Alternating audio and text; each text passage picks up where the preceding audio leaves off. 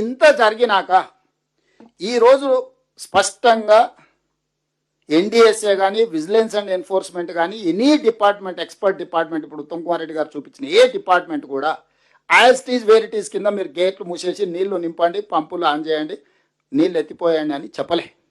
మీరు ఇవన్నీ టెస్టులు చేసే వరకు ఏది ముట్టుకున్నా జరిగే ప్రమాదంకి మీరే బాధ్యత వహించాల్సి ఉంటుంది. ఇది ప్రమాదం జరగడానికి ఎక్కువ అవకాశం. Not only Medigadda, similar technology similar సిస్టమ్లు ఉన్నాయి, అవి కూడా కొన్ని క్రాక్స్ వచ్చినాయి. మనం వచ్చినా కూడా నీళ్లు బుడగలు అవి వస్తే వాటిని కొంత ఏదో చేసే ప్రయత్నం చేసినాం. చివరికి వాళ్ళు ఇచ్చిన దాంతో అన్ని గేట్లు పైకి ఎత్తి పెట్టినాం. గోదావరి నుంచి వచ్చే నీళ్ళు చక్కగా కిందికి పోయేటట్టు, ఎందుకంటే ఆపితే నీళ్లు నిండుతాయి, నీళ్లు నిండితే దీని మీద బరువు పడుతుంది, బరువు పడితే భూమి లోపలికి పోతుంది, భూమి లోపలికి పోతే ఉన్న బ్యారేజీలు కూలుతాయి, ఉన్న బ్యారేజీలు కూలితే కింద ఉన్న భద్రాచలం వరకు కొట్టుకుపోతుంది. ఇది సింపుల్గా. సో దీన్ని దృష్టిలో పెట్టుకొని ఎంతైతే అంత వేగంగా దీని పనులు చేయాలని, ఏదో మేస్త్రీలను తీసుకొచ్చి కట్టేదైతే దబదబ తెచ్చి 4 ఇటుక పిల్లలు అడ్డం పెట్టి 4 ఇసుక బస్తాలు వేసి వేసేటోళ్ళం.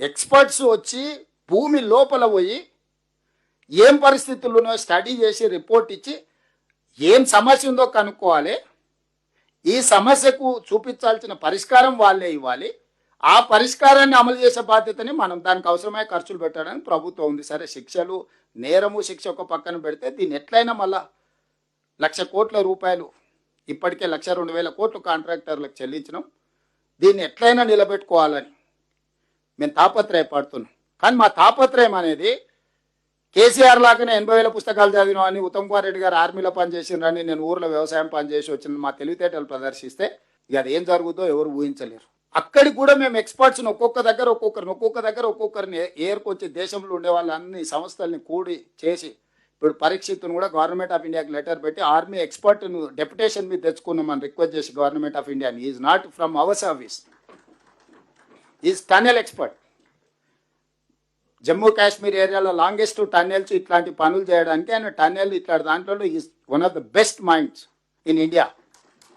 ఉత్తమ్ కుమార్ రెడ్డి గారు వారికి ఉన్న పరిచయంతో కనిపెట్టి చేసుకొని తెచ్చుకుంటే నేను పోయి నాకున్న పరిచయాన్ని బట్టి వారిని డెప్యుటేషన్ మీద తెలంగాణ స్టేట్ గవర్నమెంట్కి అటు శ్రీశైలం ఎస్ఎల్బిసి ఇటువన్నీ చేయడానికి ఆర్మీలో ఉండే ఎక్స్పర్ట్స్ని కూడా మనకున్న పరిచయంతో వాళ్ళందరినీ తీసుకొచ్చి ఈరోజు తెలంగాణ రాష్ట్రంలో మనం పనులు చేస్తున్నాం. ఒక పక్కన మనం ఇది చేస్తుంటే ఈరోజు మీరు నీళ్లు నింపుతారా లేదా, నీళ్లు ఎత్తుతారా లేదా, వారం రోజులు మాకు అప్పచెప్పండి, మా తడాకా చూపిస్తాం. ఏమన్నా ఇక నేను కాదు కానీ మా ఏఐ వస్తాడు అప్పచెప్పురా అని ఈయన బయలుదేరాను. మరి దీనికి కారణం ఏంది? రెండోగా ఆయన అంటాడు అసలు కేసీఆర్ చాలా దూరదృష్టితోని ముందు చూపుతోటి కాళేశ్వరం కట్టిండు, కరువు వచ్చినప్పుడు ప్రజలకు వనుకొస్తుందని. నేను ఒక మాట చెప్పదలుచుకున్నా ఆయన గారికి, తాటి చెట్టు లాగా పెరిగితే సరిపోదు, తలకాయలు ఏమన్నా గుజ్జు ఉండాలి. ఎందుకంటూ నీ మాట అంటే ఎల్నినో ద్వారా కరువు వస్తే వర్షాలు లేవు, వరదలు లేదు, తుఫాన్ లేదు, నీళ్ళే లేవు. మేడిగడ్డ అన్నారం సుందిలో ఎత్తేది ఎట్లనే? ఇవి కట్టింది దేంది? వరద నీళ్ళు, గోదావరిలో వరద నీళ్ళు ఉధృతంగా వచ్చినప్పుడు ఎత్తి దాచిపెట్టుకునికే కట్టిరు. అంతేనా మిత్రులారా? ఇదేంది?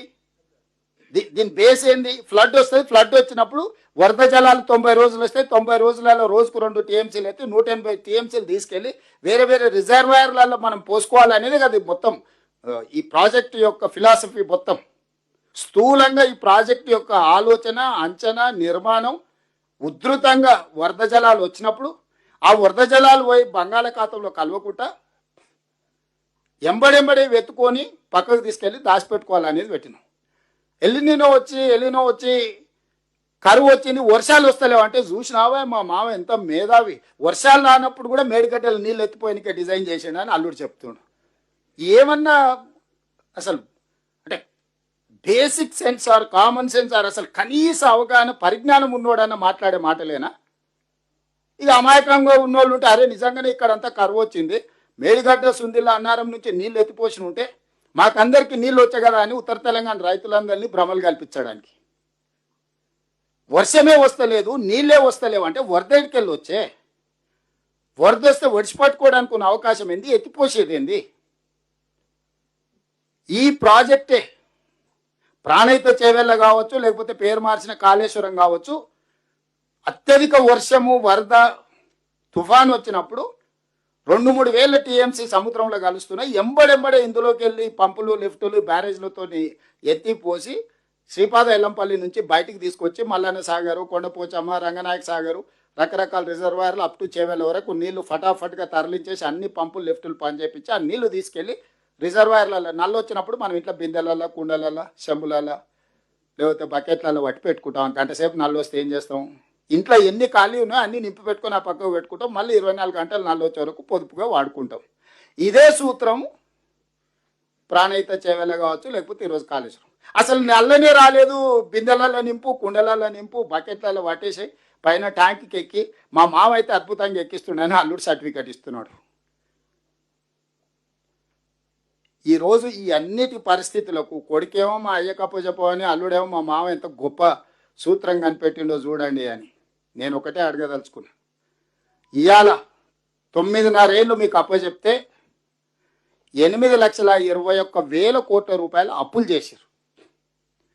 3 ఏళ్లలోనే 38,000 కోట్ల రూపాయల ప్రాణహిత చేవెళ్ళ ప్రాజెక్టును 1,47,000 కోట్ల రూపాయలకు అంచనా పెంచి 1,02,000 కోట్ల రూపాయలు పేమెంట్ చేసి కట్టి ప్రారంభించిన 3 ఏళ్లలోనే కాళేశ్వరం కాస్త కూలిపోయి కూలేశ్వరం అయి కూర్చున్నది. మీకు అందిస్తే చేసిన నిర్వాకం అనేది దీన్ని విధ్వంసం అంటారు. ఫైనాన్షియల్ టెర్రరిస్ట్ అంటారు ఇంగ్లీష్లో. ఆర్థిక ఉగ్రవాది. ఉగ్రవాదం రకరకాలుగా ఉంటుంది, కానీ ఆర్థిక ఉగ్రవాద కుటుంబం కేసీఆర్ కుటుంబం. కేసీఆర్, కేటీఆర్, హరీష్ ఆర్థిక ఉగ్రవాదులు. తెలంగాణ యొక్క ఆర్థిక మూలాలను దోపిడీ చేయడమే కాకుండా విధ్వంసం చేసిండ్రు.